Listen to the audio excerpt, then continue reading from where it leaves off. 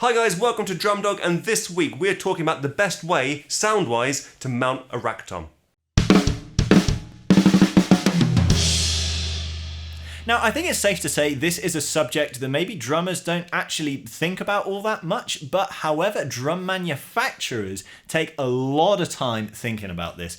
And because of that, there are a few different ways to mount toms with lots of claims from certain manufacturers about how much better they are for resonance. So today we're going to go through the three most common ways to mount a rack tom. So that's on a tom arm mounted from your bass drum, from a clamp and a bracket from a cymbal stand, and then a snare drum stand, which I don't do. Have you ever done that? I have done that before, actually. I've got one on Carlton.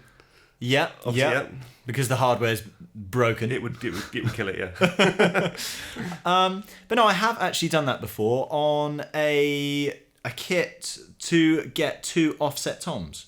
So This was when I was playing for a metal band, and it was two offset toms either side of the snare, with the second tom mounted off the bass drum and the first tom on a snare basket instead of off a cymbal stand. It was just what worked for the kit I had available for that tour, really. It is worth mentioning today that the kit we're using is our Yamaha Stage Custom Advantage, and it is on a Yamaha Yes Mount system. So that is two holes drilled into the shell, but that means that I think personally we're not going to hear much of a difference between our bass drum mount and our cymbal stand mount, because they are both on that same Yes Mount. What's your thoughts on that? Yeah, maybe. I think, but that's more of a difference between the sound of the bass drum, really, between those two, and that's obviously something we should do in another video. I'm really interested to see the hanging tom versus in a basket. Mm-hmm. Now, it is worth mentioning we recently did a video about basket tension on snare drums, which you can check out here, and as a brief summary, we found that the difference wasn't enormous. It was tiny, but we got a lot of messages in the comments to say try it on a tom. And I have a feeling the difference on the tom is going to be a little bit more dramatic. So with our tom snare basket mounting today, we are going to be trying that at two tensions, one super tight cranked on, and then one nice and loose, so the tom has freedom to move within that basket. So here you go. Here are 4 ways to mount a tom. So that's from the bass drum, froth a cymbal stand, sorry. Nice. In a snare basket, tight and loose. Check it out.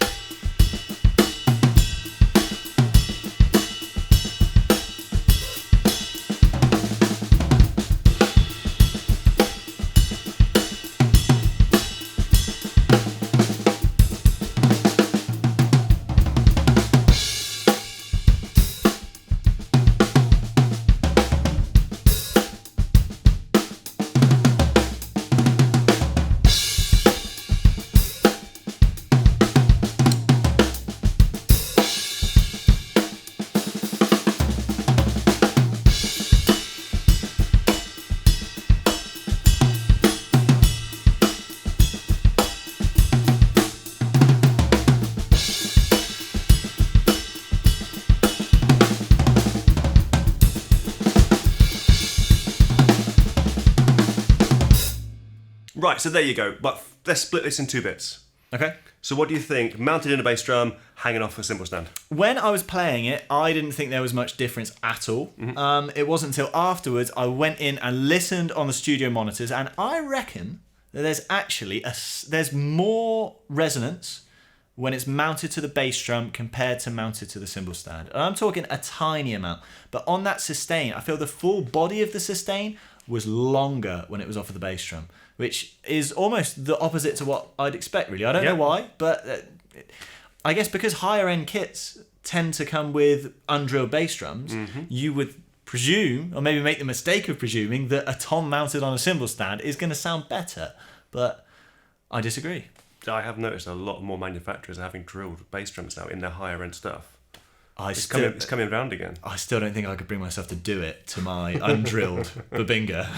Okay then. So that's not going to be a video one day. Let me just say that right now. Well, I'll work on him. Okay, so tom in a basket with chips. So what do you... Now that it was a difference. Yeah, definitely. I think there's a huge difference between the tight and the loose on that. A massive one. But even then, I would say the loose basket snare stand is still way less resonant than the bass drum or the cymbal stand. Okay, so even being loose, it's still a reduced resonance, but tight, it is super controlled. Super controlled. Which maybe that's something that you want to achieve and that you can use this as a tool to your advantage. But for people aiming for maximum sustain, I think the snare stand is not your way to go for that exact reason. Ooh.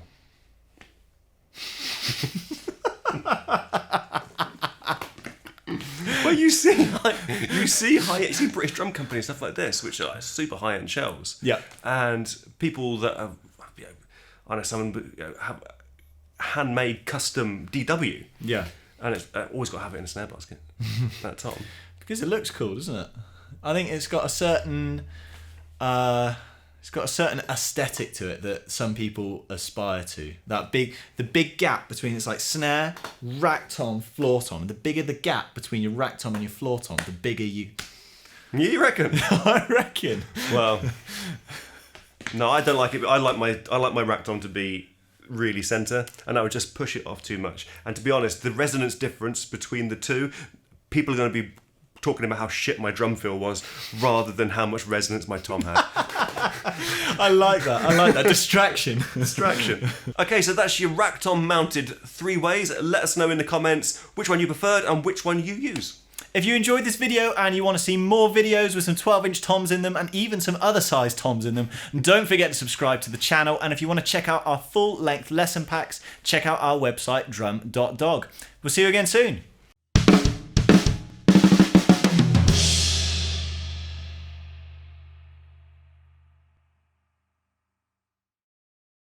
Welcome to Drum Dog, and this week we're talking about oiling your drum stool. Should you do it or shouldn't you not? What do you think? Well, I mean, you're sat here on the the oiled drum stool.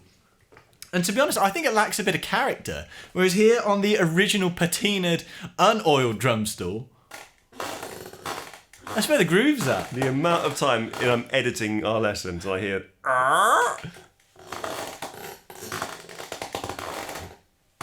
It's 5-way coordination. We're like...